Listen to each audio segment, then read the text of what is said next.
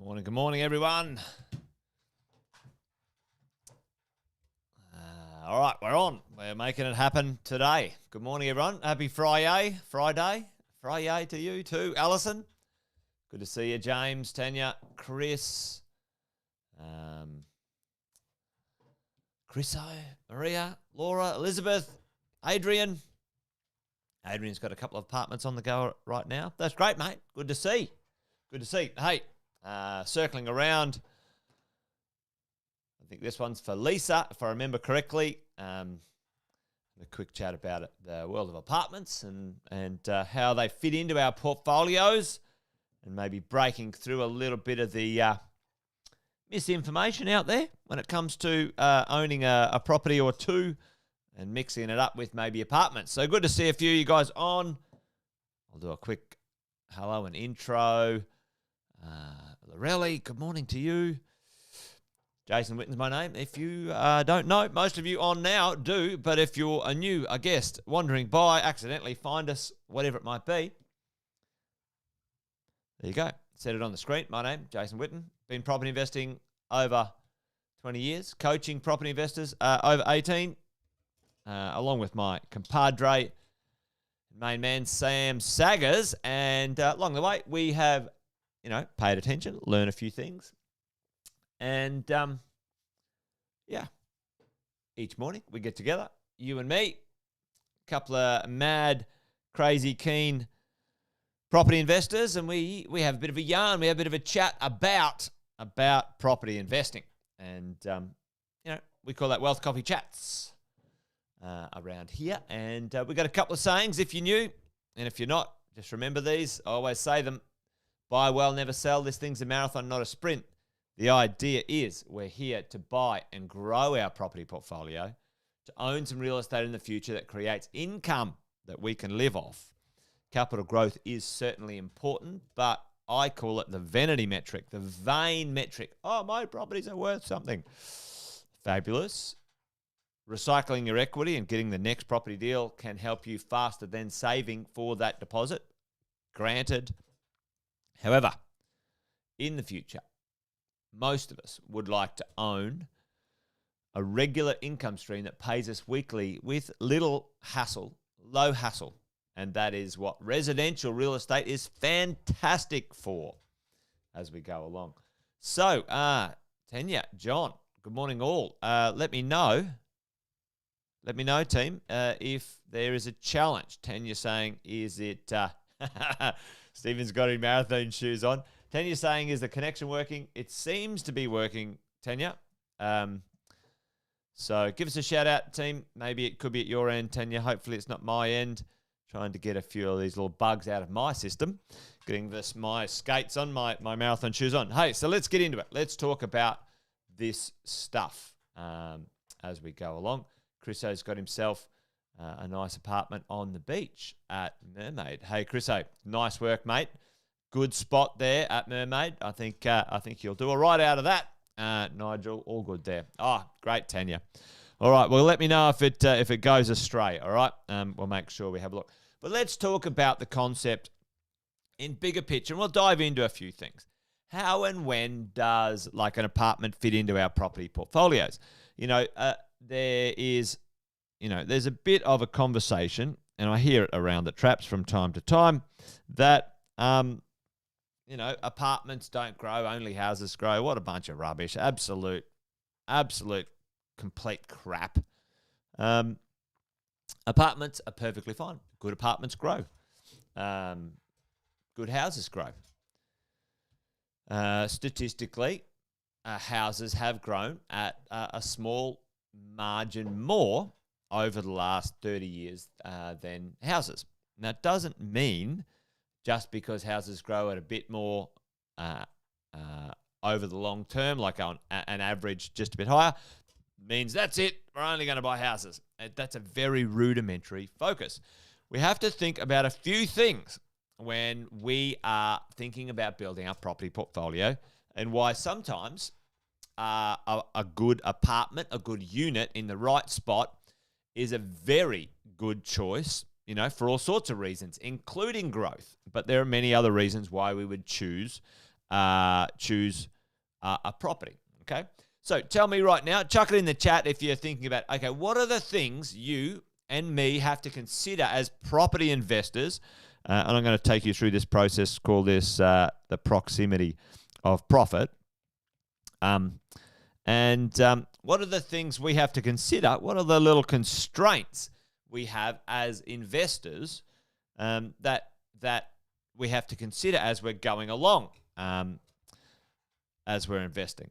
The number one thing for investors that kind of restricts us is what, team? Right now you're sitting there, cash flow serviceability. Dead right, Nigel. Your serviceability, your ability to lend and borrow, your capacity, your financial capacity restricts you, right? So let's just say this. Let's just say this right now. You're there. You've got your deposit saved up. You know, you've got capacity to get a deposit unlocked and ready to go. Your number one thing that you need to think about is what is your buying power. Okay, buying power. We call it buying power and servicing, BP and servicing. Serviceability after the next few properties. Yes, Tanya, absolutely. Your ability to continue. So there's two parts to it, right? There's your ability on paper to service the debt, okay? So do you have the income, the buying power, and the serviceability, right? The servicing. Okay, so this one is all about dollars, real dollars, cash flow on paper coming in. And the other one is about your deposits, okay? I chatted with a client just the other day, and they had $4 million worth of income power. So they had a very good ability to borrow. Their business was doing well and so on. However, they only had enough deposits for 2 investments. So they were kind of like frustrated. They could only buy $1.2 million worth of real estate, but however, they could service $4 million worth of investment debt. Very frustrating, right? So there's two parts of it. Sometimes we're like, oh, well, I've got plenty of equity in my house, but my servicing doesn't work. Anyway, so let's talk about this. Let's talk about what does that look like. We have to deal with that as investors, right? We have to deal with that as investors. But let's just talk about this. We toddle off to the lenders and they say, no problem. Right now you can borrow $600K.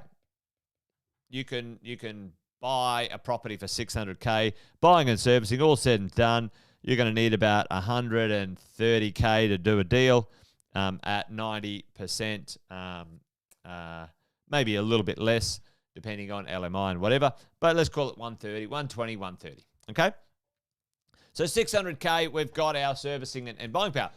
What does that do when it comes to our ability to deploy that into the marketplace? All right.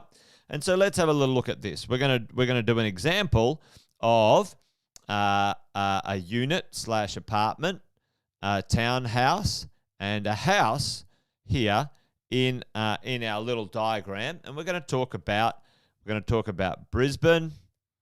We're going to talk about Melbourne.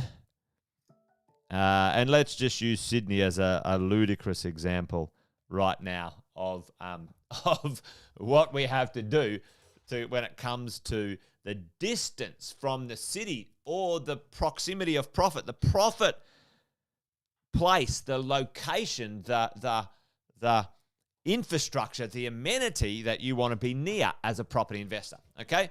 Proximity of profit. You're restricted as an investor to invest in a property for $600,000. You want some things. You want the ability for that property to be well located, good location. A good quality location for me trumps the quality of the house or the size of the house every single time.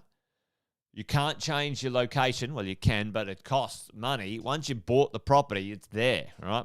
A good location, a really good location. You want a good building or a good constructed property, okay? And you want a good design, okay? Design in that building. So there's a few things. So let's dive into the distance that we would have to be. A few of you guys have seen this before. Some who haven't, this might be new, but let's have a look. The distance that you would need to be we're just going to call this the CBD, make life a little simple here. The CBD of Sydney for $600,000. Team, tell me in the chat if you're there listening in. Give it your best guess. A 2-bedroom apartment, even a 1-bedroom apartment. Anyway, 2-bedroom apartment, 1-bedroom apartment, whatever it is, CBD of Sydney. Tell me right now the distance, the kilometres from Sydney you would need to be to even hopefully get something of reasonable capacity for that sort of stuff. Yep, mate, Luke, Melinda, you guys are right. I reckon 20 kilometres if you're lucky, and you're probably going to be, out to 40K. Like it's ludicrous, team. It's ludicrous, right? Think of that. Like that's halfway to Brisbane from where I live, right? It's okay. So 20 to 40K, okay, for 600K, right? What about a townhouse? And you can see what's happening here. You're talking 50 to 60K away from the CBD. You're miles away. Let's go for a house, ladies and gents. Like you're driving. You're 100 kilometres away. Yeah, keep going. Try Newcastle. Dead right, John. All right? You're like, what? So for you as a property investor, you're like, hang on, 100K, yeah, Adrian. Like you are going to be that. You're actually you're in another town. You're not even Sydney, right? And this is not if you're in Perth. You're dead right, Yvonne. Now that's exactly what the point is today. The point is, when you have a budget and you think, I want to buy, you go, well, listen, I want to buy a house. If that's part of your desire, okay? If that's part of your desire, that's part of building your property portfolio. How do you put this into context? And we'll play this out as we roll through these pieces. So let's dive into this. Let's do it for Melbourne, team. Let's do it for Melbourne. And, you can get a decent house 40 to 60K from Melbourne. So Melbourne is actually far better from a budget point of view in there. So in Perth's a little different, but Perth, you've got some good choices as well. Perth's one of those places right now, I think, that's going to deserve a little bit of attention in the coming next 1 to 2 years as we roll along. So Melbourne, let's go. 40 to 60K, you can get a house, right? You're talking, 20 to 30K in the townhouse space. Melbourne's not as full of townhouses as other places, by the way. And there's certain cities that are a little bit more one way or another. So Melbourne and Melbourne is quite good with apartments and houses, kind of two ends of the spectrum, and townhouses aren't as common. Sydney's kind of a bit of a mix of all three, and then Brisbane has a good chunk of townhouses and houses as well. But you're getting the picture, right? So right now, if you're in Melbourne, you could easily get a good apartment, 10 to 15K, maybe even closer, folks, in Melbourne to the CBD. So you think about, okay, so if your desire in your building your property portfolio is location first, because for me, I prefer location.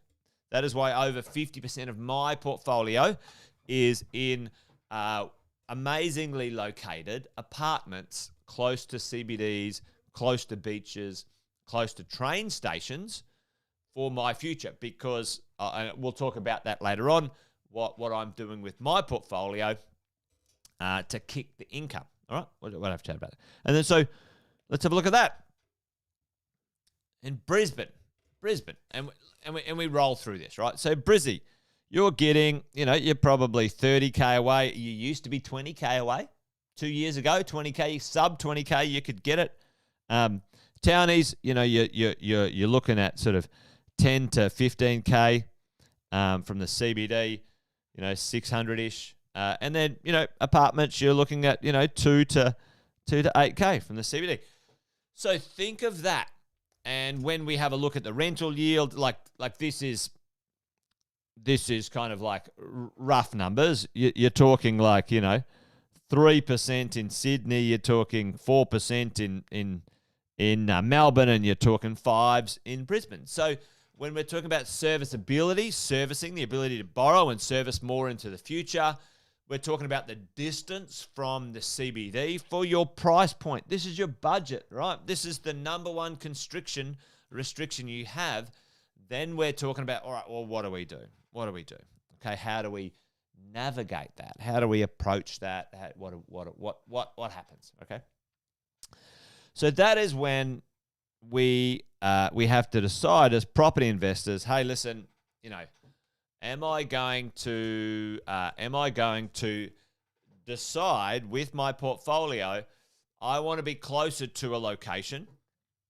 I want to be closer to something of quality, CBD, train stations, transport, job centres, beaches, infrastructure. I want to be closer to that. My budget doesn't allow me to have a house or a townhouse. I would choose a unit, okay, an apartment, okay? Now, like I said in my intro, I'm a massive fan of all of them. All three styles of property should be in your portfolio. You should have a mix for all sorts of reasons. Yes, land value. One of the benefits of owning an apartment is the land value is low, and into the future, you'll have a very valuable property producing quite a high income with a low land value. No land tax, just so you know, or very low land tax. Anyway, that's another conversation. So anyway, the point is, we do a rationalization of what's more important to me, location, compared to style of property. Okay, if I want to be closer to the CBD, well, I might choose townhouse. I'm going for that ring right here, and here's the ring, and I want to be closer. Well, I'm going to choose townhouse. Okay, that's in my price point. It's in my range, whatever it might be. Okay, so there's pros and cons to owning in strata and those sorts of things, and you need to understand them. But it is certainly a very valuable choice. And the idea that's propagated or spread around that apartments don't rise in value is a bunch of rubbish, a bunch of shit. And here's a couple of examples of real deals that we've got with our clients, okay, of recent times. And this is pretty cool. If you have a look at these, this is one of the opportunities that our clients purchased in here. Now, our clients haven't sold theirs, so this is good. 2 beds, and some of these were a little bit more up there. But you can see there's a 600 there, 7s, 8s, a couple of the 3-bedders, etc. And check it out. The increase in value, pretty nice. Anywhere from 500 grand to $100,000, 17, 18%, and that's in 2 years, which is nice. Okay, now that is a well located, extremely nice, good designed, high quality development in, guess where it is? It's in South Brisbane. It's brilliant in Brisbane. That's an example of Brisbane, folks, right there when it comes to market value. And that's one of our high quality partners we work with, and fantastic results as we go.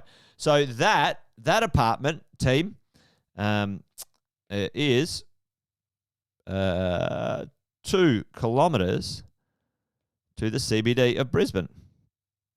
CBD, 2 kilometers to the CBD of Brisbane. Fantastic. Absolutely cracking little deal. Let me show you this one here. In Collingwood. This is exactly the same property that I own in Collingwood. And These properties were purchased in the 720 to 760. Okay, and you look at the valuation range right now. Again, Collingwood in Victoria, 2 kilometres to the CBD. CBD, there we go. All right, as you have a bit of a look at it, okay, which is pretty nice. Oh, that one down there was purchased for $835. I got mine for $760.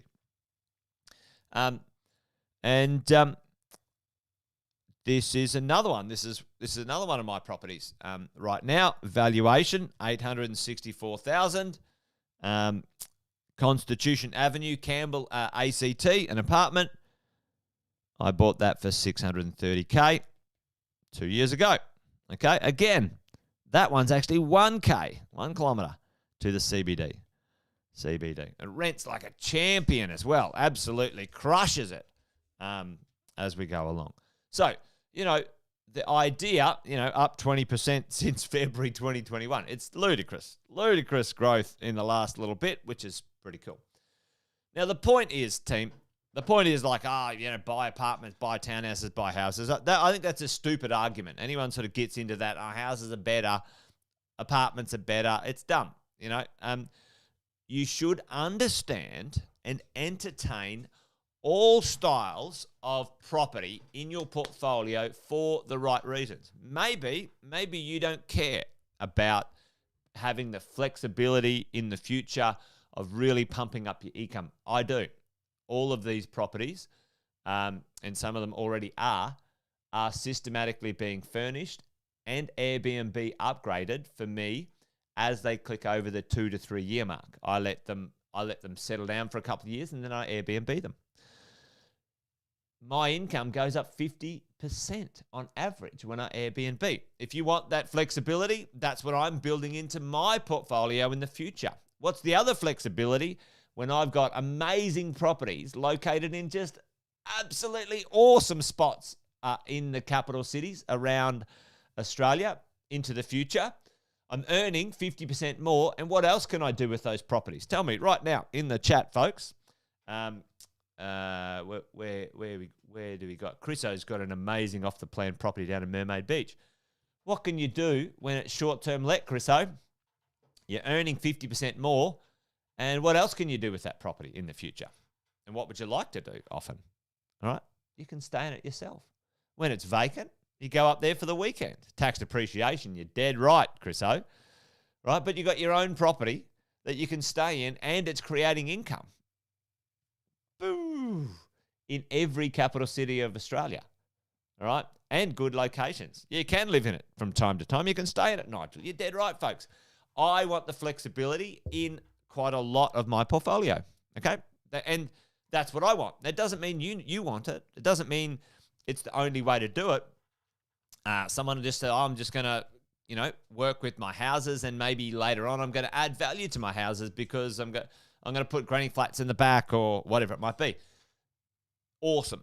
Have a good strategy and go for it. I like to mix it up. I like to have houses, townhouses, and apartments. Maybe you do too. So there you go. Let me turn off that music, folks. So hopefully that made sense, team. The apartment space certainly has lots of value, truckloads of value, and it fits into your lineup as long as you know what you're up to. Oh.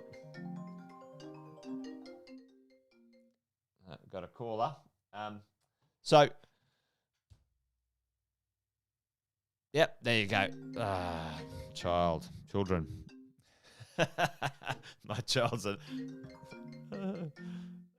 he's calling me and he won't stop. All right, that's it. I better go. I'm over time anyway. So he's calling me. He said, get off the stream, Dad. All right, folks. You guys be awesome. Wealth, Wine and Wisdom is back on, Alison, on the 4th of March. We've had a bit of a break. We're getting ourselves organised. 4th of March, Alison. It's coming. It's coming at you. All right. I've got to go to school. Jake's saying I've got to take him to school. He's right. I'm late for that. I better get going. Thanks, guys. Chat to you on Monday.